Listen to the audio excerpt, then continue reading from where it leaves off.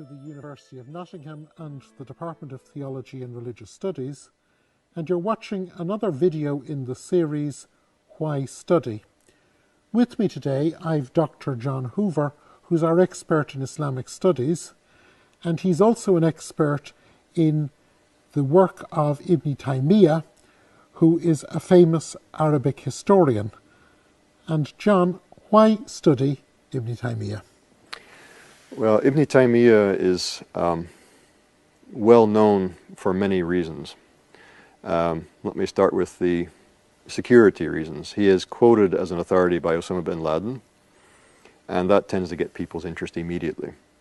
And then he's also famous for having written a large work on Shiism, which is feeding into a lot of Sunni Shia polemics today. He was himself a Sunni. He lived most of his life in Damascus, and there were Shia-Sunni tensions in Damascus at that time. He also wrote the largest refutation of Christianity in the whole Islamic tradition. He's written a refutation of Aristotelian logic, and coming out of this, he's quite a modern figure, actually, in terms of his epistemology and the way in which he approaches texts and so on. He's written a very huge work arguing that the revelation of Islam agrees with reason, so the agreement of revelation and reason. He's talked about Sufism and the spirituality of Islam, and he is well known for his critique of saint worship, shrine worship, or the shrine cult. So he covers all kinds of things, and there are different groups of Muslims and non-Muslims today who have taken interest in his work on any one of these counts and gotten quite into his thought. But he has something to say about a lot of different things.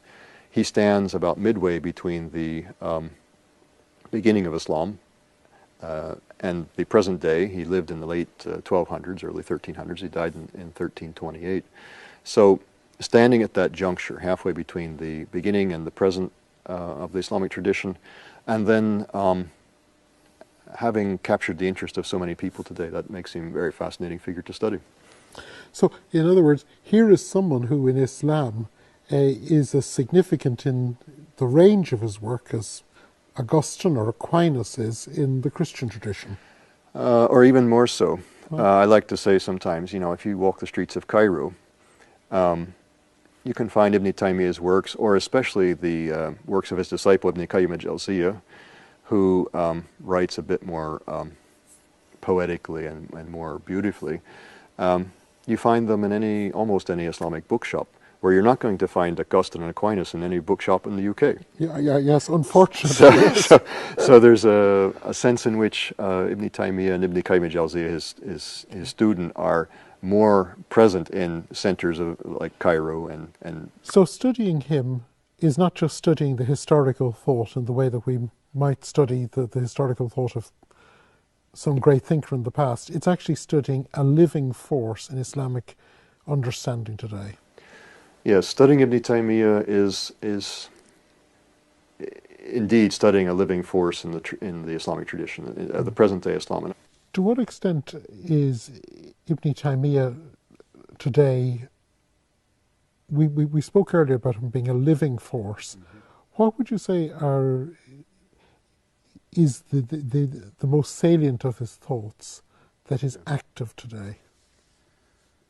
He really believed firmly that the religion of Islam was rational and agreed with reason, and he worked hard to show that. So he's an apologist, and I think that connects very closely with what many modern Muslims, not all modern Muslims, but many modern Muslims are seeking, is a rationalization and an attempt to explain the Quran and the tradition of the Prophet Muhammad in a way which makes sense. He's trying to make that make sense. It's reasonable. Okay. We have tried in this short film to introduce the thought of a great thinker.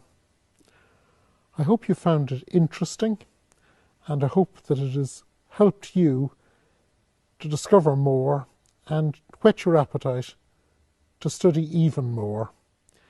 John, it's been great having you. Thank you thank you for watching. And from the Department of Theology and Religious Studies here in the University of Nottingham,